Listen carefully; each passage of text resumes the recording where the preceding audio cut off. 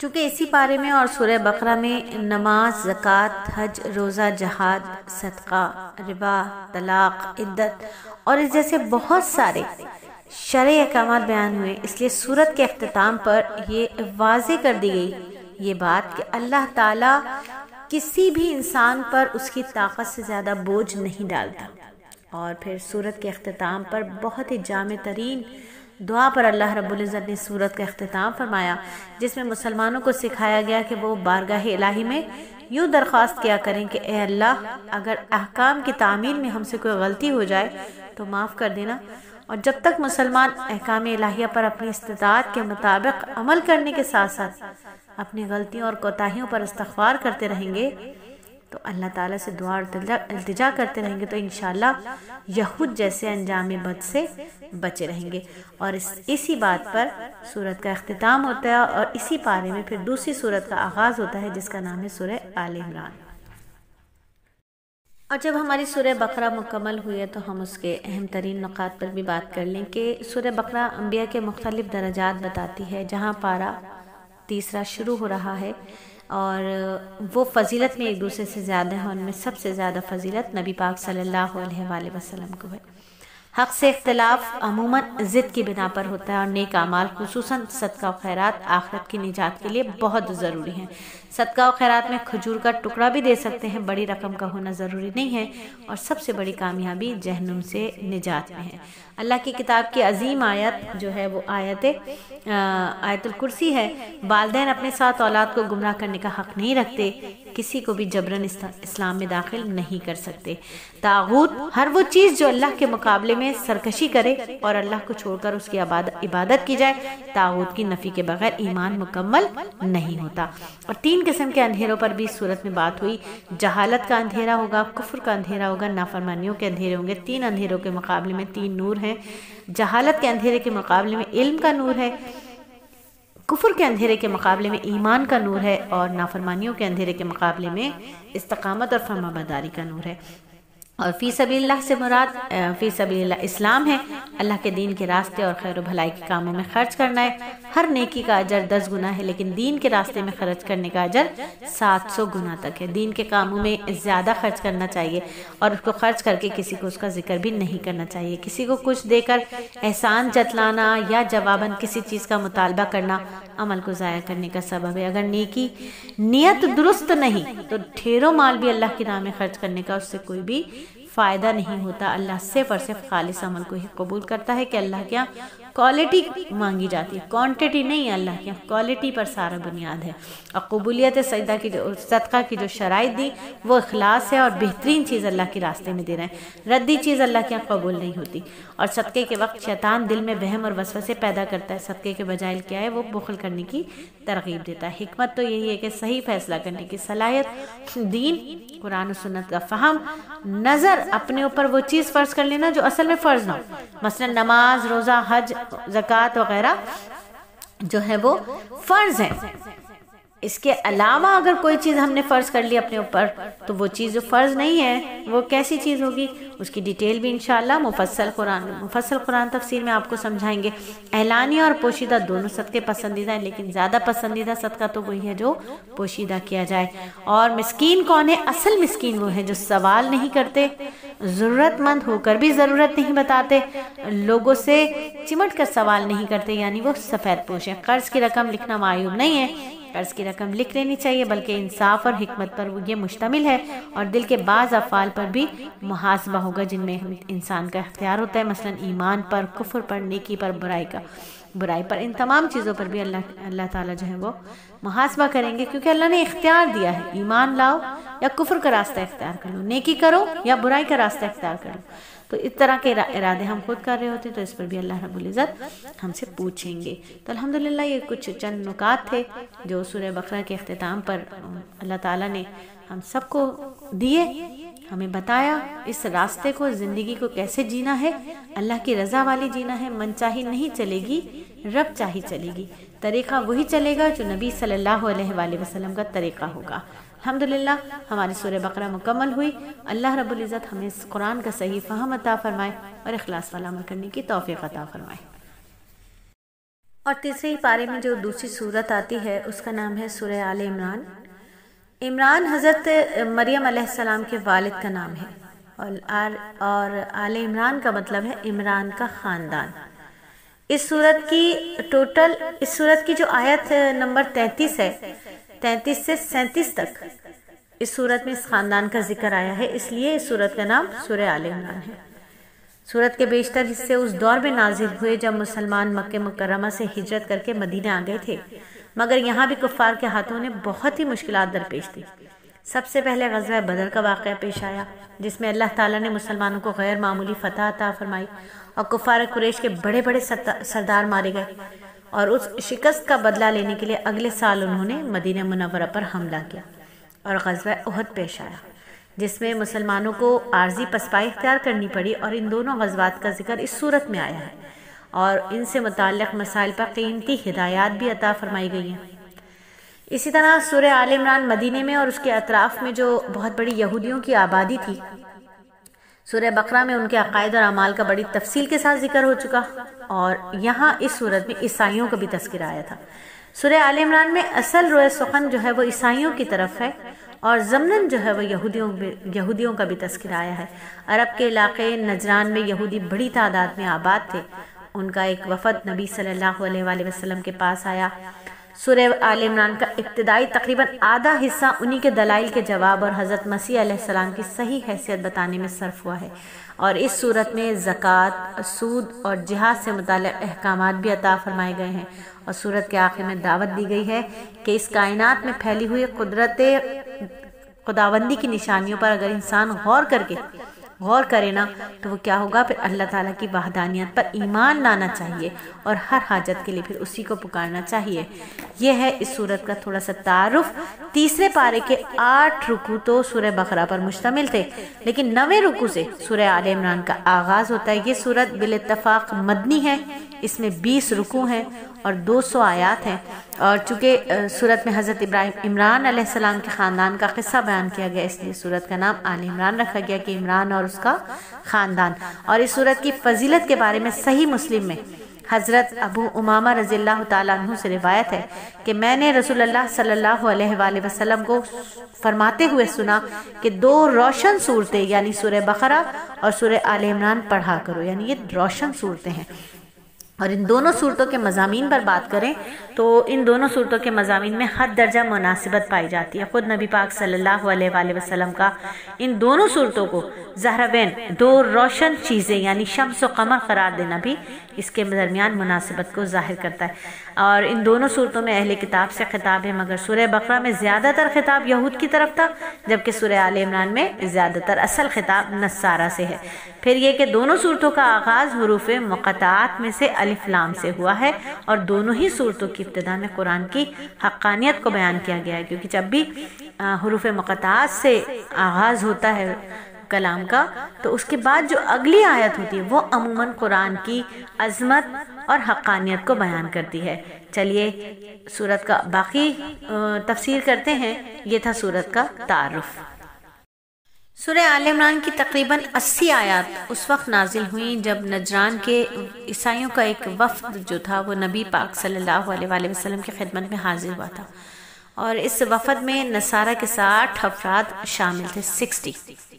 وفد کے جو شرکا تھے انہوں نے حضرت عیسیٰ علیہ السلام کے بارے میں نبی صلی اللہ علیہ وآلہ وسلم کے ساتھ مباحثہ کیا، اور انہیں معاذ اللہ کا بیٹا ثابت کرنے کی پوری کوشش کی۔ اس سلسلے میں ان کے اس غلط استدلال کا جواب دیتے ہوئے فرمایا گیا کہ اللہ کے کلام میں 2 قسم کی آیات ہیں۔ بعض آیات وہ ہیں جو اپنی مراد پر دلالت کرنے میں بالکل واضح ہیں، ایسی آیات کو محکمات کہا جاتا ہے، اور قرآن کریم کا غالب حصہ محکمات پر ہی مشتمل ہے۔ اور دوسری قسم کی آیات وہ ہیں جن کی حقیقی اور یقینی مراد اللہ کے سوا کسی کو معلوم نہیں ہے، جن میں کسی بھی وجہ سے اشتباہ پایا جاتا ہے، ایسی آیات کو متشابہات کہا جاتا ہے۔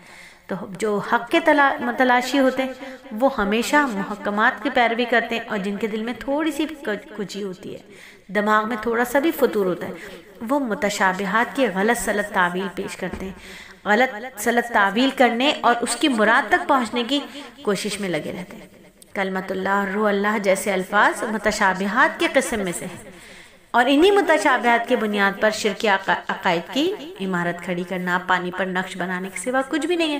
توحید اور ایمان کے واضح دلائل ہیں، اس کا انکار وہی شخص کرتا ہے جو بصیرت سے بالکل کورا ہو۔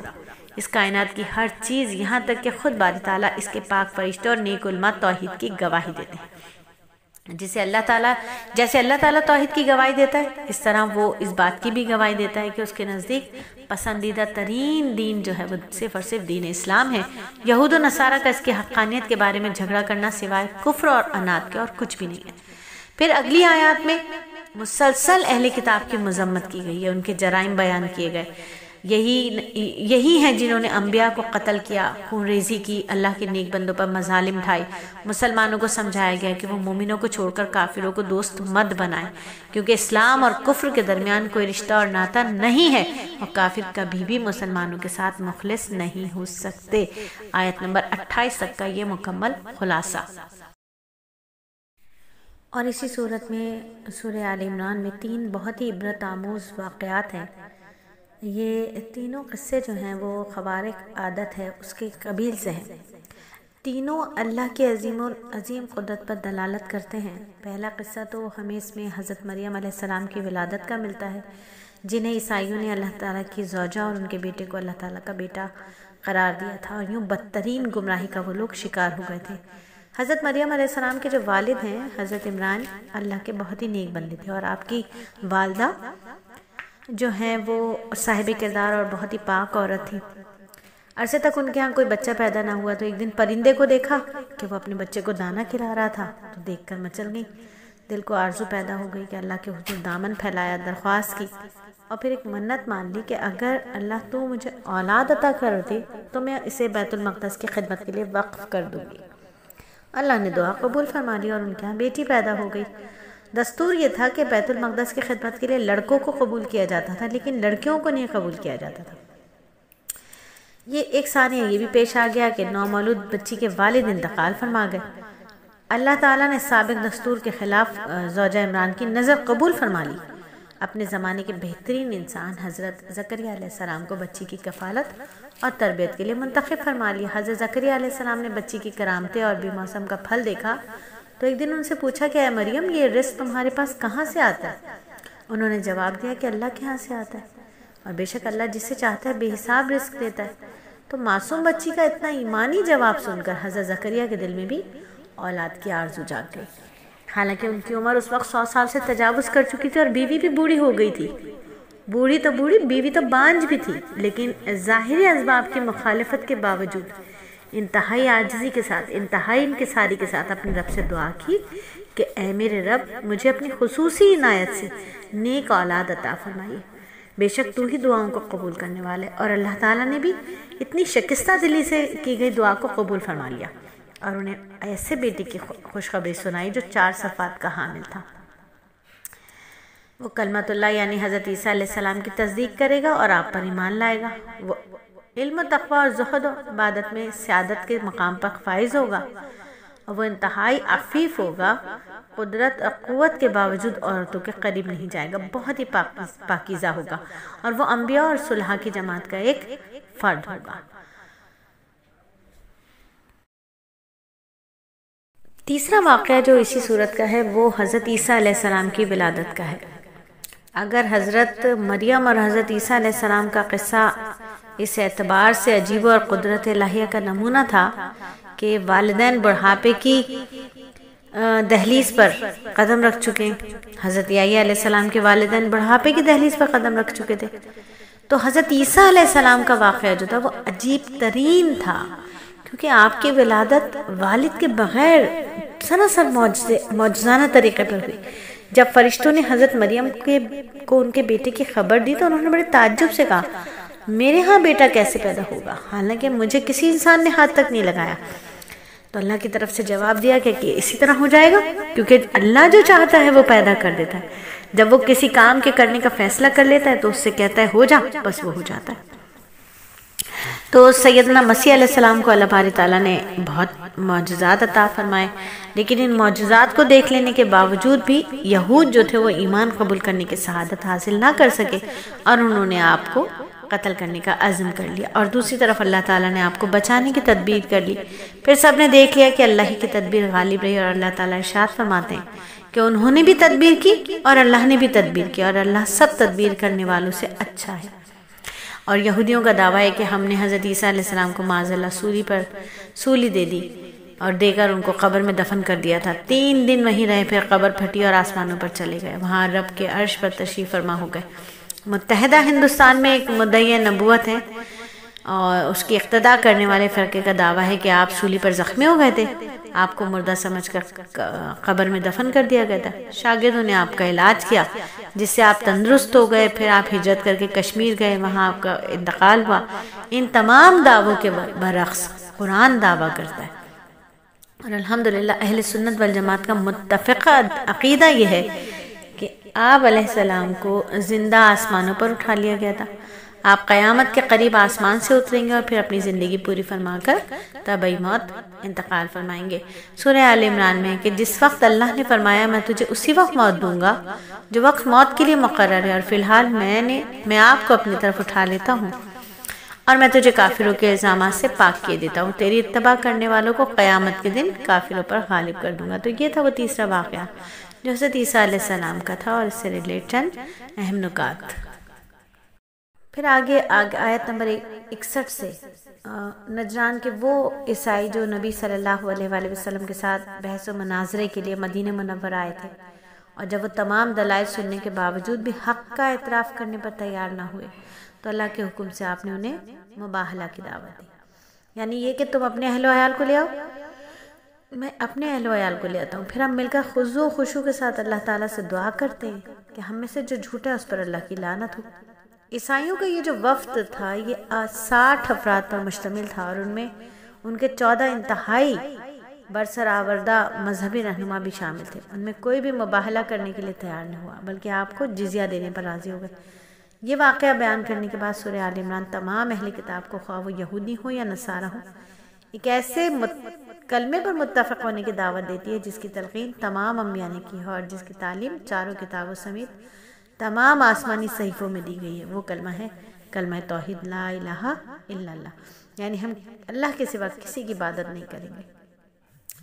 یہود و نصارہ کی بدعمالیوں اور بدنیتیوں اور ان کے جھوٹ اور افتراء کو بیان کرنے کے بعد سورہ آل عمران بتاتی ہے کہ اللہ تعالیٰ نے تمام انبیاء سے عہد لیا تھا کہ اگر ان کی موجودگی میں خاتم الانبیاء نبی صلی اللہ علیہ وآلہ وسلم تشریف لے آئے تو تم سب ان پر ایمان لے آؤ گے، اگر تمہاری موجودگی میں وہ نہ آئے تو پھر تمہارے امتی ان کی اتباع کرنے اور ان پر ایمان لانے کے پابند ہوں گے۔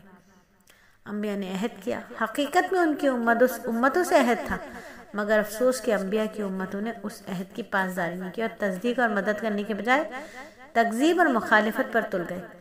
یہ آیت کریمہ ہمارے نبی صلی اللہ علیہ وآلہ وسلم کو سید الانبیاء ثابت کرتی ہے۔